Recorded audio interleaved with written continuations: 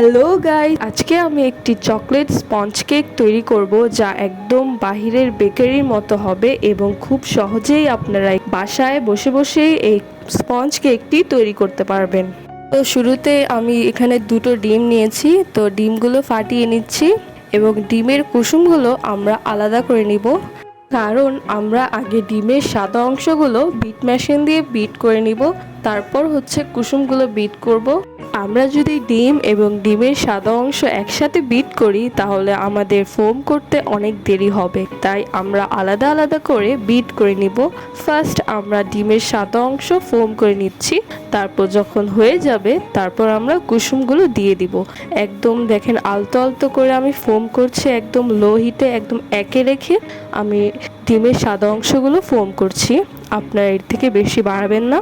তো এবার আমরা ডিমের কুসুমগুলো দিয়ে দিচ্ছি, এখন এগুলো আমরা বিট করে নিব একদম লোতে, একে রেখেই আমরা সবগুলো বিট করব।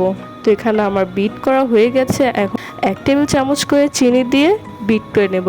একবার করে করে চিনি দিয়ে বিট করতে হবে, সবগুলো চিনি একবারে ঢেলে দিলে হবে না। তো এখানে আমার ফোম করা প্রায় শেষ।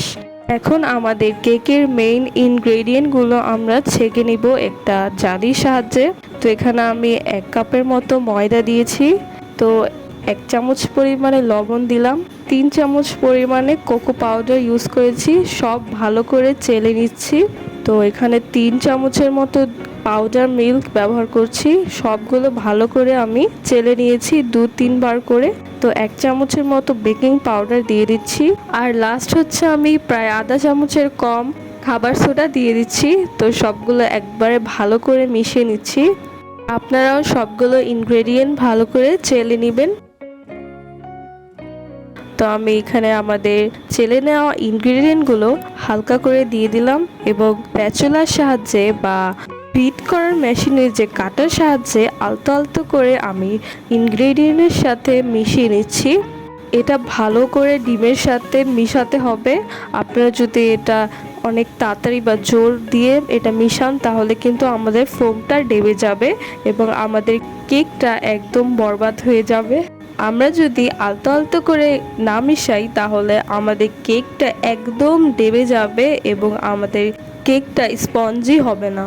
তো একটি স্প্যাচুলার সাহায্যে আমি সবগুলো ইনগ্রেডিয়েন্ট ভালো করে মিশিয়ে নিচ্ছি। তো দেখেন প্রায় মিশানো শেষ। এখন আমি আমাদের কেকটা বেক করে নিব, একটু ট্যাপ ট্যাপ করে নিচ্ছি যাতে বাবলগুলো চলে যায়। তো আমি এখানে একটি মোল নিয়েছি, আপনারা চাইলে যে কোনো শেপের যে কোনো রঙের মোল ইউজ করতে পারেন। তো আমি সবগুলো কেকের ইনগ্রেডিয়েন্ট এর মধ্যে দিয়ে দিচ্ছি, আবারও ভালো করে নাড়িয়ে ট্যাপ ট্যাপ করে নিচ্ছি যাতে কোনো বাবল এর মধ্যে না থাকে, এবং একটি কাঠির সাহায্যে উপর দিয়ে একটু ডিজাইন তৈরি করছি যাতে বাবলগুলো চলে যায়। একদম ভালো করে আবারও ট্যাপ ট্যাপ করে নিচ্ছি। তো আমি এখানে একটি বড় সসপ্যান নিয়ে নিয়েছি, তো এর মধ্যে আমি আমাদের মোলটি দিয়ে দিলাম। আমাদের কেকের মোলটি এর মধ্যে দিয়ে প্রায় 30 মিনিটের মতো বেক করতে হবে। তো এর ঢাকনাটা আমি লাগিয়ে দিলাম। ঢাকনা দিয়ে ভালো করে ঢেকে রাখতে হবে যাতে আমাদের কেকের ভিতর কোনো রকম বাতাস পৌঁছাতে না পারে, আপনারা এটা খেয়াল করবেন।